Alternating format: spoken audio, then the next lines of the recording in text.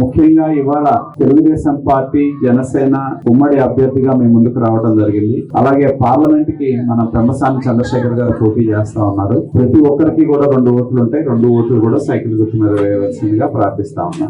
మన ఊరికి ఇదివరకు చంద్రబాబు నాయుడు గారు అంటే రంజాన్ వస్తే పండగ ఉండేది. ప్రతి ఒక్కరికి రంజాన్ తోఫా ఇచ్చేవాళ్ళు. కానీ ఇవాళ దోచుకోవడం మీద ఉన్న శ్రద్ధ పేదలకు ఇవ్వటంలో ఈ ప్రభుత్వానికి లేదు. రంజాన్ తోఫా వాళ్ళు ఇవ్వటం లేదు కాబట్టి మన పెద్దలందరూ కలిసి కొంతమంది అయినా పేద మహిళలకు సహాయం చేయాలని ఇక్కడ తోఫా ఇవ్వబోతా ఉన్నారు. పేదల పథకాలకి చదువుకి సంబంధం లేదు. ఇప్పుడు మేము ఎమ్మెల్యేలు మంత్రులు అవ్వాలంటే చదువు అవసరం లేదు. ఎమ్మెల్యేలు అవ్వచ్చు, మంత్రులు అవ్వచ్చు, ముఖ్యమంత్రులు అవ్వచ్చు. కానీ మీకు పెళ్లిళ్ళు చేసుకుంటే డబ్బులు ఇవ్వాలంటే మట్టికి 10th పాస్ అవ్వాలంట. 10th పాస్ అయి చదివితే గానీ రావంట. పెద్ద పెద్ద పదవుల్లో ఉన్న వాళ్ళకి లేని అర్హత పేదవాళ్ళు ముస్లింస్ పెళ్లి చేసుకుంటే ఈ కండిషన్స్ ఎందుకు పెట్టాలి, వాటిని ఎత్తేయమనేది మేము డిమాండ్ చేస్తా ఉన్నాం. మనందరికీ గత ప్రభుత్వంలో ఎన్నో పథకాలు అమలు చేశారు. మౌజంలు ఇమాములకి డబ్బులు ఇచ్చింది చంద్రబాబు నాయుడు గారి ప్రభుత్వం. ఇప్పుడు వచ్చిన తర్వాత మౌజంలు ఇమాములకి డబ్బులు ఇవ్వాలంటే మీ మసీదులు గవర్నమెంట్ కి రాయాలి. గవర్నమెంట్ కి రాస్తేనే డబ్బులు వస్తాయి. పైగా దాడులు. చిత్తూరులో ఒక పాప వైకాపా నాయకుడి కూతురు కంటే బాగా చదువుతుందని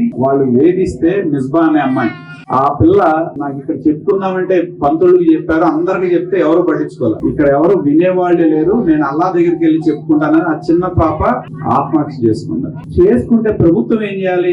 ఎవరైతే వెంటబడి ఇబ్బంది పెట్టారో వాళ్ళ మీద చర్యలు తీసుకోవాలి. వాళ్ళ మీద మటుకు చర్యలు తీసుకోవాలి. ఎందుకంటే వాడు వైకాపా నాయకులు కాబట్టి. ఈ ప్రభుత్వంలో ఏంటంటే వైకాపా నాయకుడు అయితే చాలు మీకు లైసెన్స్ ఇచ్చినట్టుంది. ఈ ప్రభుత్వంలో బెదిరించడం గానీ, భయపెట్టడం గానీ ఇవన్నీ కూడా. ఎంతో మంది ముస్లింల కుటుంబాలు ఈ ప్రభుత్వంలో దాడులు గురయ్యి ప్రాణాలు కోల్పోయిన వాళ్ళు చాలా మంది ఉన్నారు. ముస్లింలకి భద్రత గాని, రక్షణ గాని సాధ్యం ఎవరి వల్ల అంటే తెలుగుదేశం ప్రభుత్వం వల్లే. చంద్రబాబు నాయుడు గారు ఉన్నప్పుడే ఈ పథకాలన్నీ సాధ్యపడి, జగన్మోహన్ రెడ్డి వచ్చిన తర్వాత ముస్లింస్ కి ఒక్క పథకం కూడా ఇవ్వాల.